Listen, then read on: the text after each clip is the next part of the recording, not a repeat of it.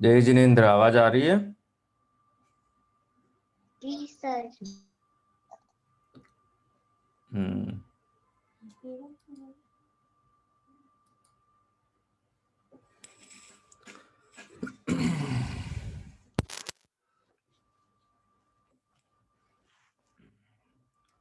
मंगलाचरण करेंगे। जय श्री ओम नमः सिद्धेभ्य। नमो अर्हन्ताणं, नमो सिद्धाणं, नमो आयरीयाणं, नमो वज्रायाणं, नमो लोये सव्वसाहूणम्।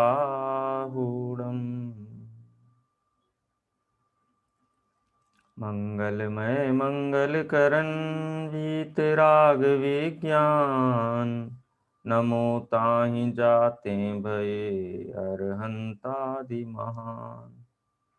करि मंगल करि हो महा, ग्रंथ करन को काज। याते मिले समाज सब, पावे निज पद राज। इस भव तरु का मूल एक, जानहु मिथ्या भाव। ताको कर निर्मूल अब, करिए मोक्ष उपाय।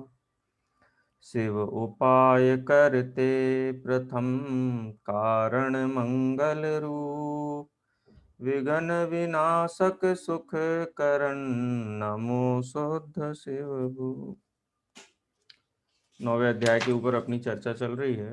307 नंबर का पेज है, जिसमें पंडित जी साहब ने ये समझाया कि आत्मा का हित तो मोक्ष ही है, और मोक्ष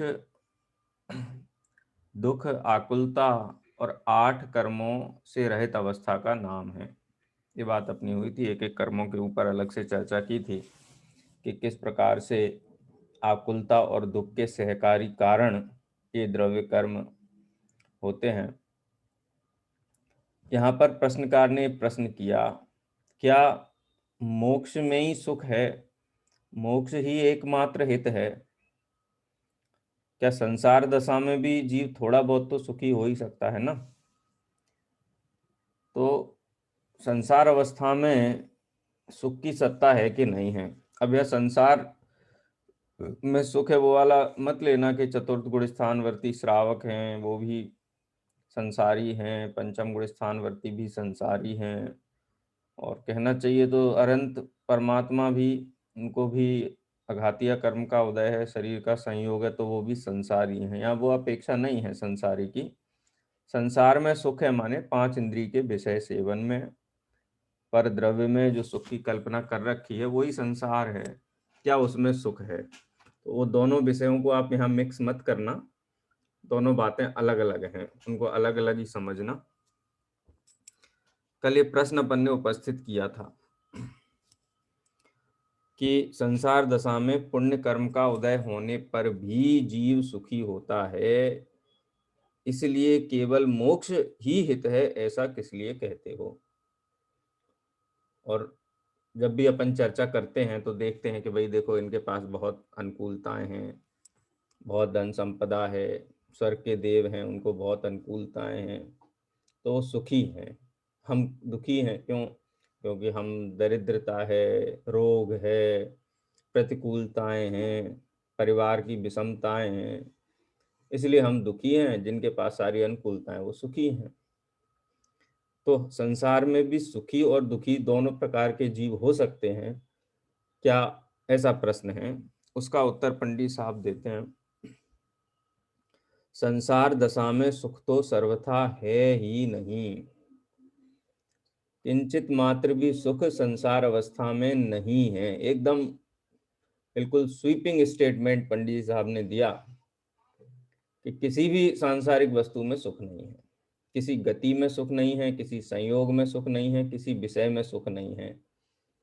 यदि कोई कहता है तो समझ लो कि बहुत निम्न लेवल पे जाकर के किसी ऐसे श्रोता को समझाया जा रहा है कि जो धर्म को बिल्कुल भी नहीं समझता है, उसको कदाचित स्वर्ग आदि का सुख दिखा करके शास्त्र के अभ्यास में लगाने का वो उपदेश है शास्त्र में, ऐसा नहीं है, उसको नकारा नहीं जा सकता है।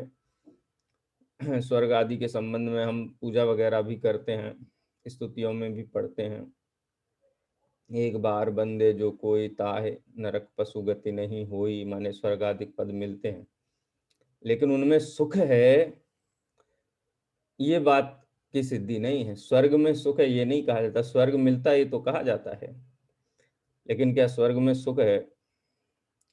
तो संसार अवस्था में सुख तो सर्वथा है ही नहीं। जैसे रेत में घी की एक भी बूंद नहीं है, तेल की एक भी बूंद नहीं होती है। तो ऐसे ही संसार में सुख रंच मात्र भी नहीं है, दुख ही है। सुख नहीं है और दुख ही है, परंतु किसी के कभी बहुत दुख होता है, किसी के कभी थोड़ा दुख होता है। सो पूर्व में बहुत दुख था, वह अन्य जीवों के बहुत सुख पाया जाता है, बहुत दुख पाया जाता है, उस अपेक्षा से थोड़े दुख वालों को सुखी कहते हैं। अब एक प्रश्न है, तुलनात्मक ढंग से कहा जाता है नारकी ज्यादा दुखी है, मनुष्य गति का जीव ज्यादा दुखी है। ऐसा अगर कोई प्रश्न करे तो सहज उत्तर यही होगा कि नारकी को तो कितनी प्रतिकूलताएं हैं तहाँ भूमि पर सत दुख सौ, बिच्छू सहस डसे नहीं तिसो, हैं तहाँ राध श्रोणित वाहिनी, क्रम कुल कलित देह दाहिनी। कितनी सारी बातें हैं। तीन लोक को नाज जु खाए, मिटे न भूख कणा न लहाए, सिंधु नीर ते प्यास न जाए, तो पण एक न बूंद लहाए। कितनी सारी प्रतिकूलताएं हमको वहां दिखाई देती हैं, और मनुष्य गति में तो ऐसी प्रतिकूलताएं नहीं हैं। तो फिर तो मनुष्य गति में सुख है। तो कहते हैं कि कम दुख है। पंडित जी साहब का ये स्टेटमेंट है कि कम दुख है। दौलत राम जी की बात चली है, कल किसी ने प्रश्न पूछा था दौलत राम जी पहले हुए या टोडरमल जी साहब पहले हुए हैं। कल मैंने देखा पंडित टोडरमल जी विक्रम संवत 1777 के लगभग उनका जन्म माना जाता है, और दौलत राम जी जो सासनी में जिनका कर्म भूमि रही वो 1881 विक्रम संवत लगभग 100 साल बाद हुए। छैडालाकार पंडित दौलत राम जी टोडरमल जी से, टोडरमल जी प्राचीन विद्वान है, 100 वर्ष पूर्व हुए हैं। मैंने देखा था कल। ऐसे पढ़ते हैं जीवनी, याद करते हैं, लेकिन कभी ऐसे तुलनात्मक ढंग से देखने का कुछ ऐसा विकल्प नहीं था, इसलिए ख्याल में नहीं था उत्तर। खैर, चर्चा क्या है कि स्वर्ग में ज़्यादा सुख है कि मनुष्य गति में ज़्यादा सुख है कि नरक गति में ज़्यादा सुख है या त्रियंच गति में ज़्यादा सुख है, इस क्वेश्चन को रिकॉइन किया जाए, पुनर्संरचित किया जाए, फिर से इस प्रश्न की अगर रचना बनाई जाए, पंडित टोडरमल जी साहब से पूछें कि आप इस प्रश्न को रिकॉइन करो, फिर से बनाओ, तो पंडित साहब ऐसा प्रश्न बनाएंगे कि कौन सी गति में कम दुख है।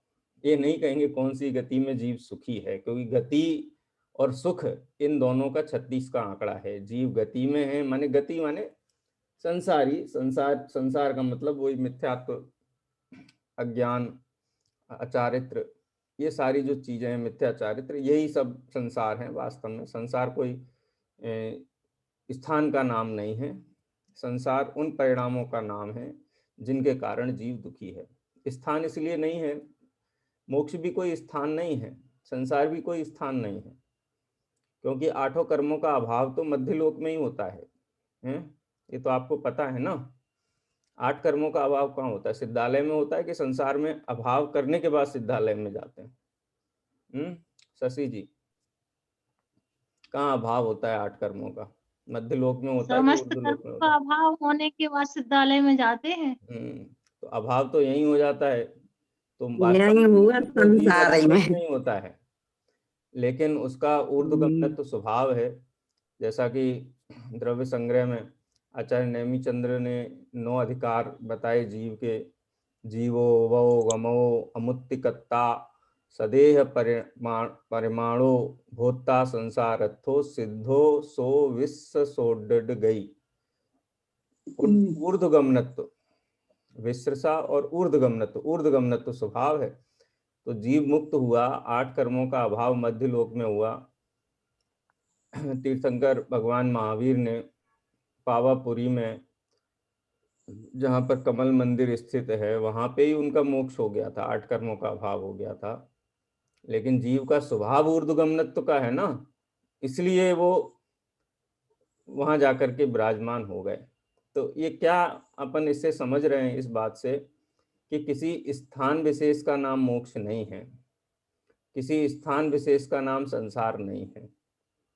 जीव के दर्शन ज्ञान चारित्र ही मोक्ष हैं, और जीव के जितने मिथ्या दर्शन, अज्ञान, अचारित्र या मिथ्या चारित्र, यही संसार हैं। यदि चतुर्थ गुण स्थानवर्ती जीव को संसारी कहा जाता है, तो सम्यक दर्शन के कारण उसको संसारी नहीं कहा जाता, सम्यक दर्शन के कारण तो मोक्ष मार्गी कहा जाता है। लेकिन अविरत है, वो अविरति के कारण संसारी कहा जाता है। तो संसार और मोक्ष जीव के परिणाम हैं। तो क्या जो सांसारिक परिणाम हैं, उन सांसारिक परिणामों में जीव को सुख है क्या? उसके लिए पंडित साहब यहाँ कहते हैं कि किसी को पूर्व में बहुत दुख था, वर्तमान में कम दुख है, तो कम दुख की अवस्था को सुख रूप अवस्था कहा जाता है। पहले किसी के पास बहुत कर्जा था, 1 अरब रुपए का कर्जा था, बहुत बदनामी थी, बहुत परेशानी थी, लेकिन ऐसा पुण्य का उदय आया, व्यापार किया अथवा कोई उपलब्धि हुई, और उसके कारण उसने समझ लो कितना 9,99,999 जितना होता है चुका दिया, अब 1 रुपया बचा है। तो कहेंगे कि अब भी तो तुम कर्जदार हो। तो लोक में उसको कर्जदार नहीं कहा जाता, बोले क्या कर्जा है, बोले कर अरब अरब था तो उतना तो हमने चुका दिया, अभी 1 रुपए का कर्जा कर्जा थोड़े। तो टेक्निकली तो वो कर्जा ही है, ठीक है ना, लेकिन जगत में उसको कर्जा नहीं कहा जाता है।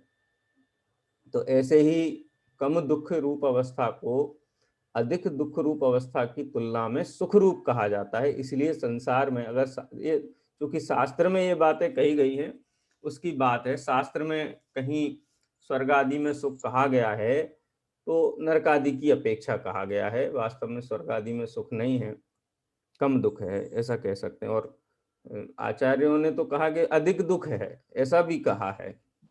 अनुकूल संयोग होने से भी कोई जीव सुखी नहीं हो जाता है, मिथ्या दर्शन के कारण वहां भी महादुखी है, वहां भी सुखी नहीं है, ऐसा भी कहा गया है। उस अपेक्षा से थोड़े दुख वाले को सुखी कहते हैं, तथा उसी अभिप्राय से थोड़े दुख वाला अपने को सुखी मानता है, परमार्थ से सुख है नहीं, है ना ख्याल में।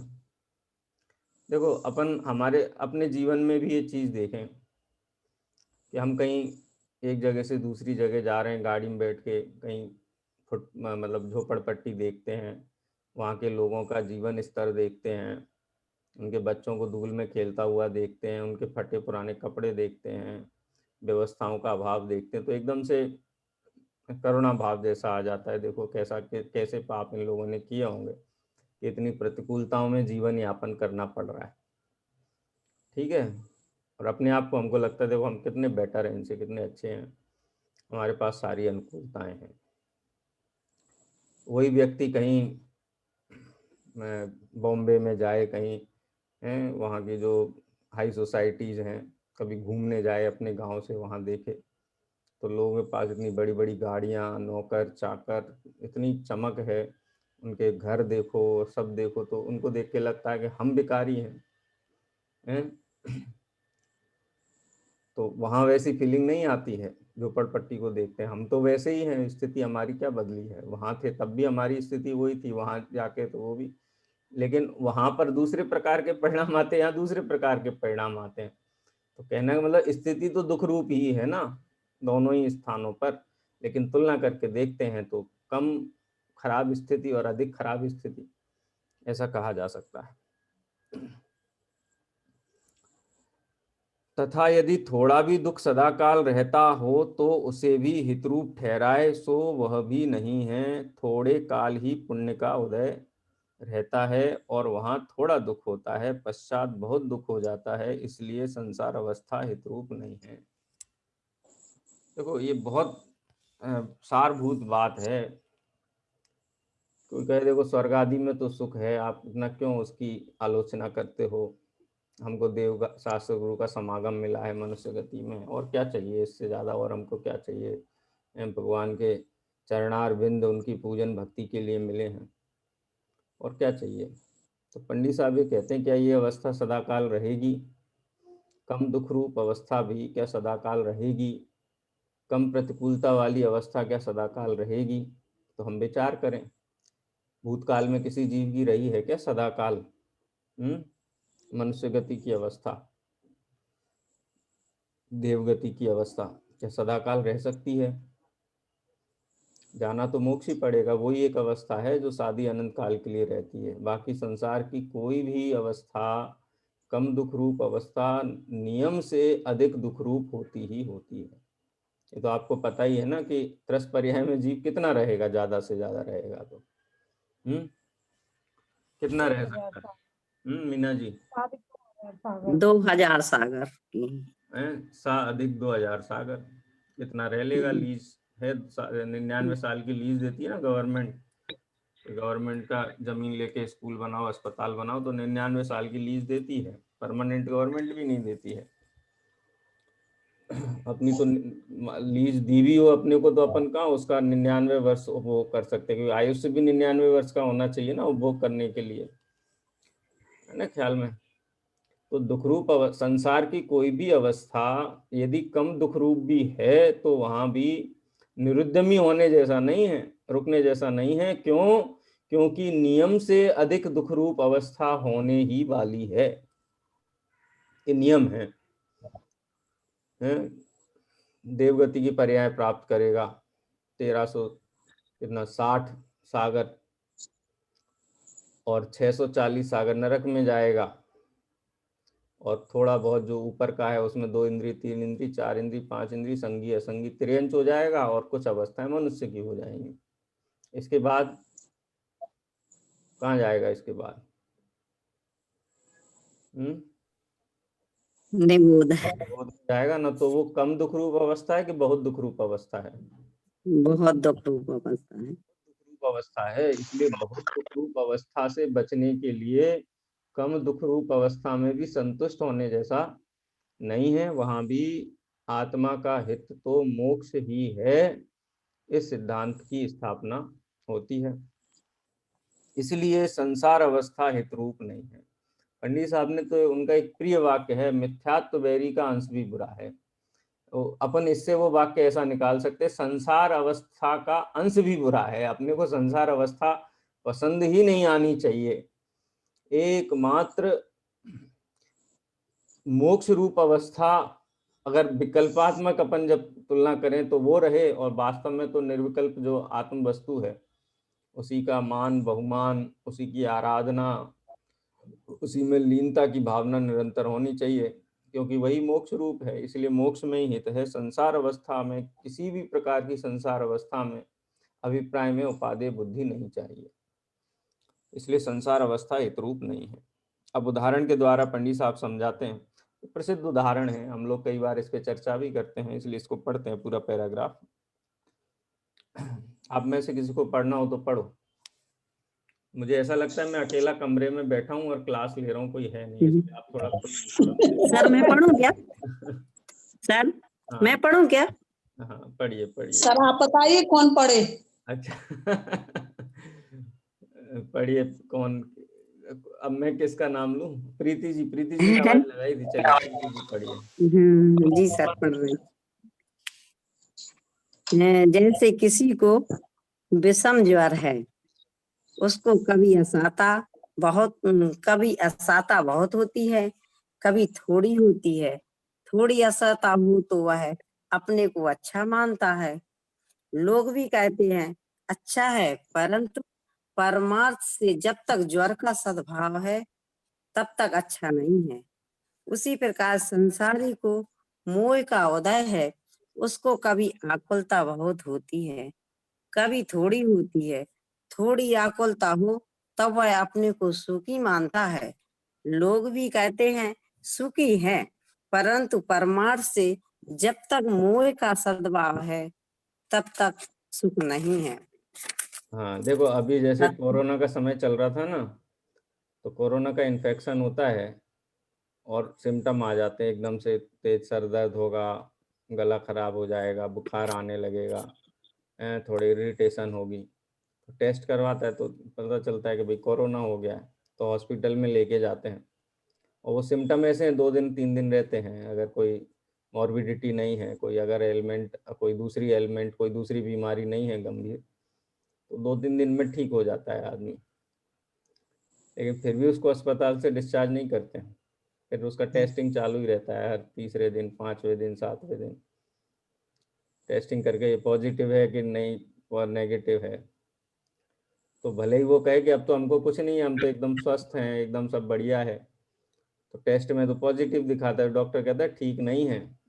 अगर कोई भी आपको इन्फेक्शन हुआ या कोई शारीरिक प्रतिकूलता है आपके अंदर, ऑक्सीजन का स्केर्सिटी हो सकती है, हार्ट रिलेटेड प्रॉब्लम्स हो सकती हैं, इसलिए 14 दिन तक तो हम ऑब्जर्वेशन में रखेंगे ही, और जब तक रिपोर्ट नेगेटिव नहीं आए कम से कम, तब तक तो रखा ही जाएगा। कहने का मतलब ये है कि जो रिपोर्ट है ना, कौन सी, निराकुलता वाली, जब तक जीव को वो निराकुल सुख का आस्वादन नहीं हो जाए, प्रतिकूलता नहीं हो जाए, और इस बात की गारंटी नहीं हो जाए कि अब ये अनंत काल तक रहेगी निराकुलता, तब तक जीव को संतुष्ट नहीं होना चाहिए।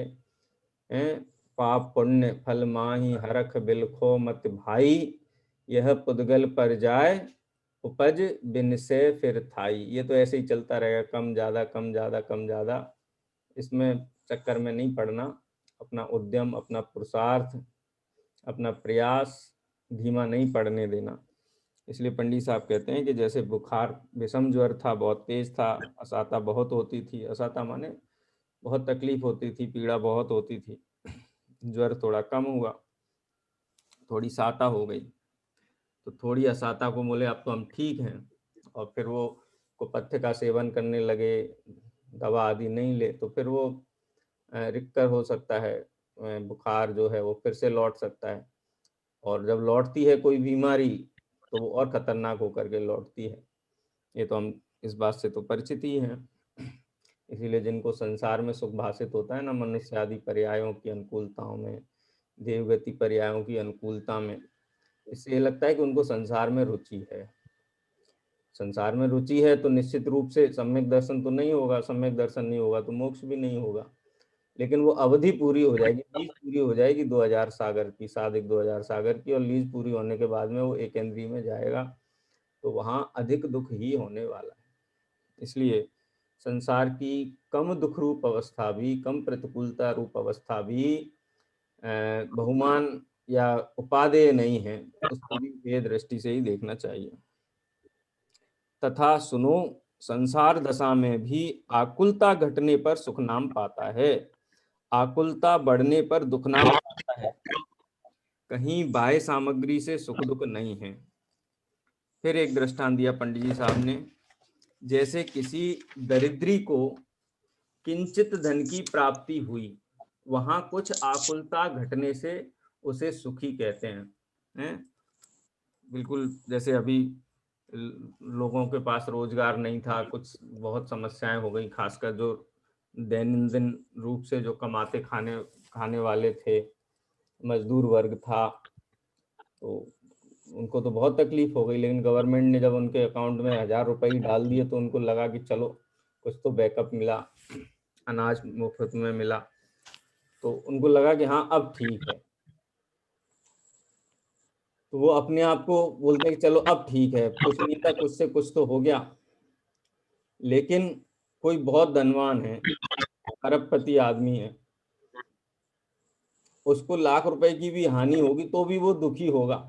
तथा किसी बहुत धनवान को किंचित धन की हानि हुई, वहां कुछ आकुलता बढ़ने से उसे दुखी कहते हैं। अरे बोलते हैं, अभी कहते हैं कोई एम्प्लॉय जाए सेठ के पास में कि हमारी तनख्वाह बढ़ा दो, या कुछ अनुकूलता, कुछ फेवर उससे चाहे, तो क्या कहेगा, बोले तुमको पता नहीं कितना नुकसान हो गया मुझे, मैं कितना अपसेट हूँ, कितना दुखी हूँ, और इस समय तुम मुझसे अपने प्रमोशन की, अपनी तनख्वाह बढ़ाने की या फेवर मांगने की बात करते हो, अभी मैं बहुत दुखी हूँ।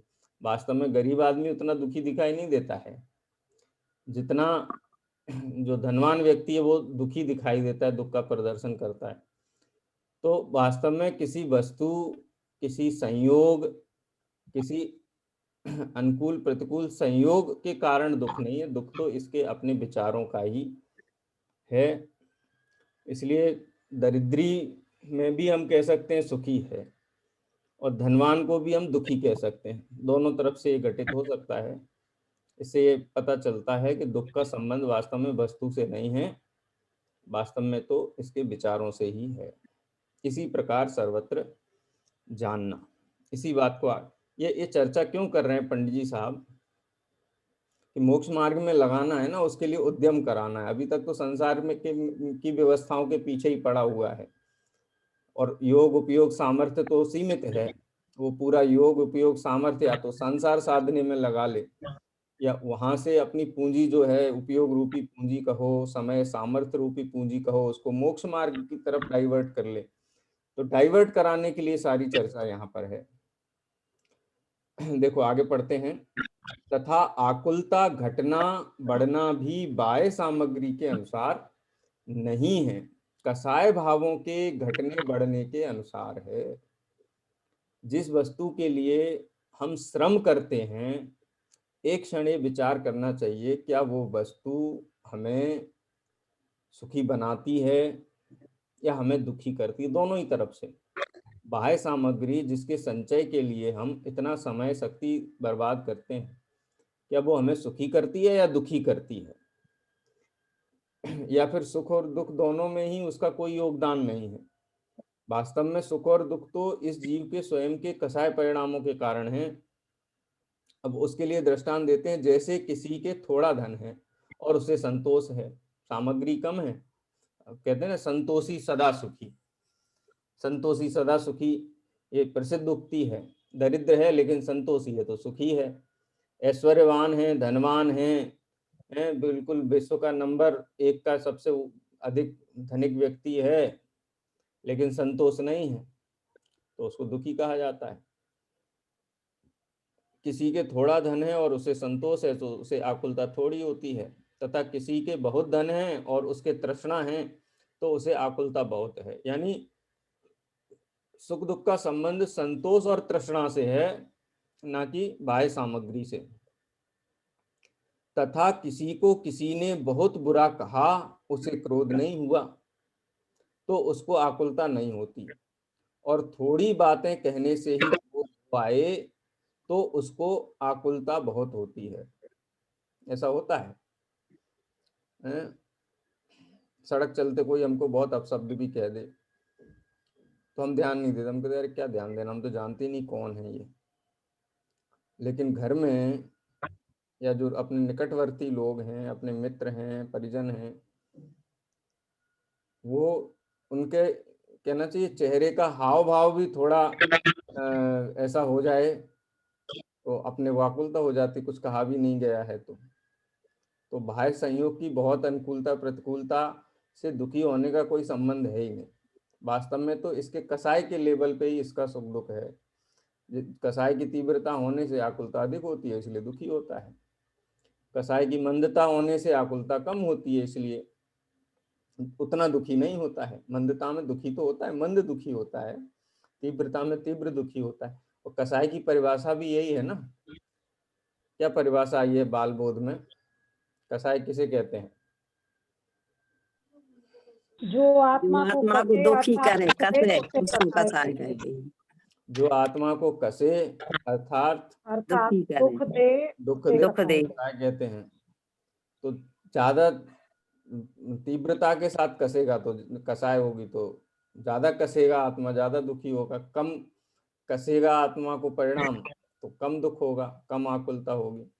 तो बाह्य सामग्री से तो कोई लेना देना है नहीं सुख दुख का, इसके कसाय परिणाम से ही लेना देना है।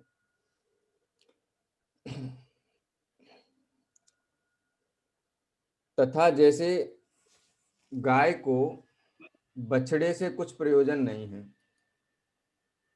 ठीक है, लोक में भी उदाहरण दिया जाता है ना, उसमें वात्सल्यंग में छेडाला में कहा धर्मी सो गोवत्स प्रीति सम। धर्मी सो गोवत्स प्रीति सम। हाँ, गोवत्स प्रीति माने गाय को बछड़े से कुछ प्रयोजन नहीं, तो मनुष्य गति की पराधीनता है। ये भावना बात है कि पुत्र हो जाए, हमारा लालन पालन करेगा, संतान हो जाए। देखो संतान नहीं हो तो संतान की कामना करता है, संतान हो, पुत्री हो तो पुत्र की कामना करता है, हमारा लालन पालन करेगा। यानी कुटुंबी जनों से घर गृहस्थी में जो होते हैं उनके प्रति जो प्रेम होता है वो निस्वार्थ नहीं होता है। मनुष्य में आता है ना मंगत राय जी की 12 भावना में, मंगत राय जी की है ना, क्या है वो, कमला चले न पेड़ एक मरघट तक परिवारा, अपने अपने सुख को अपने रोवे। अपने सुख को रोवे, पिता पुत्र अरुणा। मनुष्य गति की विशेषता है, यहाँ सारे ही संबंध स्वार्थ सहित होते हैं, लेकिन तिरंज गति में ऐसा नहीं है। तिरंज गति में स्वार्थ के संबंध नहीं होते हैं, वहां तो बस कसाय आधारित ही वो होता है, क्या बोलना चाहिए, लगाव होता है। जैसे गाय को बछड़े से कुछ परंतु मोह बहुत है, कोई पास में भी आता है तो उसको सींग मार देती है गाय, कोई बछड़े को दूर लेकर के जाए, उसकी आंखों से ओझल हो जाए तो वो तो रस्सी तोड़ देती है, नहीं तो बहुत बेचैन दिखाई देती है, आकुलित व्याकुलित दिखाई देती है, लेकिन कोई स्वार्थ नहीं है, इसलिए उसकी रक्षा करने की बहुत आकुलता होती है। तथा सुभट के शरीर आदि से बहुत कार्य सधते हैं। सुभट माने जो योद्धा लोग हैं ना, युद्ध में लड़ने जाते हैं, तो युद्ध में लड़ना माने पूरा काम ही बल से ही होता है। जैसे क्षत्रियों का है, क्षत्रिय बलशाली होना चाहिए, उसके कंधे उन्नत होना चाहिए, और ऐसा दिखाया भी जाता है शास्त्रों में, पुराणों में। क्षत्रिय है तो उसके शरीर की संरचना ऐसी दिखाई जाती है, बहुत बलवान होता है। ब्राह्मण होता है उसकी शारीरिक संरचना निर्बल दिखाई जाती है, वैश्य की अलग ढंग की दिखाई जाती है, शूद्र की अलग ढंग की दिखाई जाती है। तो जो सुभट लोग होते हैं उनके सारे कार्य शरीर से सधते हैं, लेकिन उनको मान की तीव्रता है। तो मान रक्षा के लिए, कहते हैं एक राजा है अगर वो युद्ध के लिए गया है तो सर झुकाना मंजूर नहीं है, सर कटाना मंजूर है ना ख्याल में। तो वहां मान कसाई की तीव्रता, तो मान कसाई की तीव्रता के कारण शरीर के प्रति तो वो मोह नहीं है, मोह माने वैसा ममत्व तो नहीं है जितना ममत्व मान के प्रति है, लेकिन मोह बहुत है, इसलिए मान रक्षा की आकुलता होती है। जैसे गाय को कोई प्रयोजन नहीं है, फिर भी बछड़े के प्रति लगाव होने से, मोह होने से, कसाय होने से आकुलता बहुत होती है, स्वार्थ ना होते हुए भी। इसी प्रकार जो सुभट आदि हैं उनको शरीर आदि के प्रति मोह नहीं होता है जितना अपने मान के प्रति मोह होता है, तो मान की रक्षा की आकुलता बहुत होती है, इसलिए उस मान की है। परंतु रण में सर मानव, सुबट जाती है सर, कोई ये सुबट कोई जाती है? सुभट का मतलब वो योद्धा, लड़ने वाला, क्षत्रिय समझ लो। सुभट का मतलब होता है योद्धा, योद्धा, वॉरियर, युद्ध करने वाला, वीर, वीर कहते हैं ना, वीर योद्धा पर्यायवाची शब्द है। इसलिए ऐसा क्या कहा, परंतु रण में मानादि के कारण शरीर आदि से मोह घट जाए तब मरने की भी थोड़ी आकुलता होती है। माने एक तो गाय का बछड़े की रक्षा में गाय में को इतनी आकुलता होती है, और जो सुभट है वो युद्ध भूमि में मरण में भी कम आकुलता महसूस करता है। वो जैसे सैनिक लड़ते हैं ना, हम देखते हैं फिल्मों में देखते हैं, अथवा कभी कोई किसी को परमवीर चक्र मिला है, किसी को कोई चक्र मिला है, अशोक चक्र मिला है, उनकी कथाएं पढ़ते हैं तो बोलते गोली लग गई लेकिन फिर भी लड़ते रहे हैं, फिर भी बिल्कुल शरीर में इतना दर्द, कितनी वेदना होगी प्राण छूटते समय, लेकिन उधर दृष्टि नहीं है, क्योंकि देश का मान भंग नहीं हो, एक सैनिक का मान भंग नहीं हो, सेना का मान भंग नहीं हो, तो शरीर आदि को छोड़ने में आकुलता कम है, लेकिन मान रक्षण की आकुलता बहुत है। तो इसलिए ये जो संयोग हैं, या शरीर और संयोगों के जो परिणमन है, उनके कारण आकुलता का कोई संबंध नहीं है। आकुलता तो कसाय की तीव्रता से ही है। ये पूरे पैराग्राफ में पंडित साहब एक कसाय और आकुलता का संबंध बिठाना चाहते हैं, और किसी भी प्रकार के परद्रव्य के परिणमन से जीव की दुख और आकुलता का संबंध नहीं है। ये तुलना दोनों गाय के उदाहरण में और सुबट के उदाहरण के माध्यम से उन्होंने यहाँ बताई। इसलिए ऐसा जानना कि संसार अवस्था में भी आकुलता घटने बढ़ने से ही सुख दुख माने जाते हैं तथा आकुलता का घटना बढ़ना रागादिक घटने कसाय घटने बढ़ने के अनुसार होता है। तीन स्टेप हो गए, कसाय, आकुलता और दुख।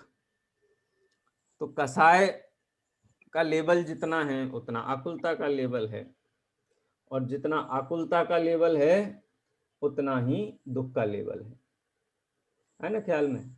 तो मूल में कसाय है, और कसाय का भी क्या आधार है, चौथा लेवल। अगर पहला लेवल से अगर अपन शुरू करें तो कसाय भी क्यों होती है जीव को,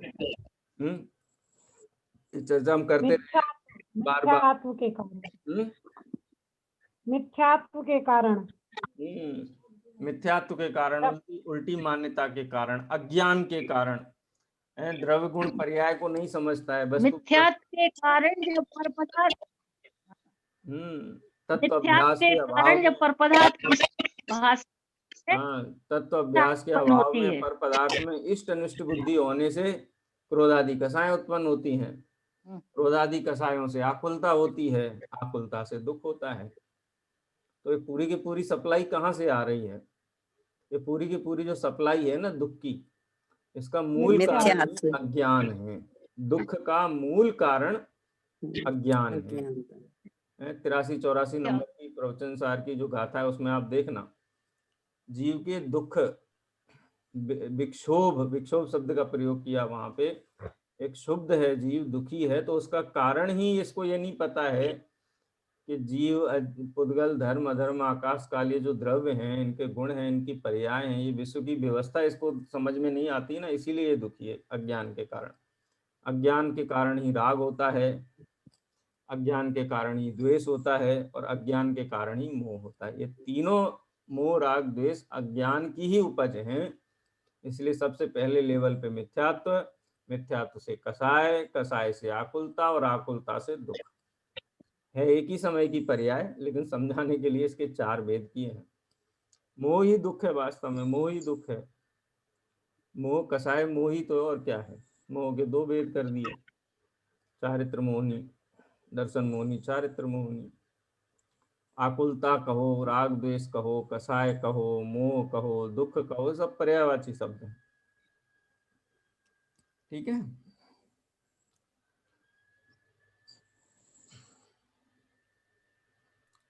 सर कहाँ पे थे हम लोग?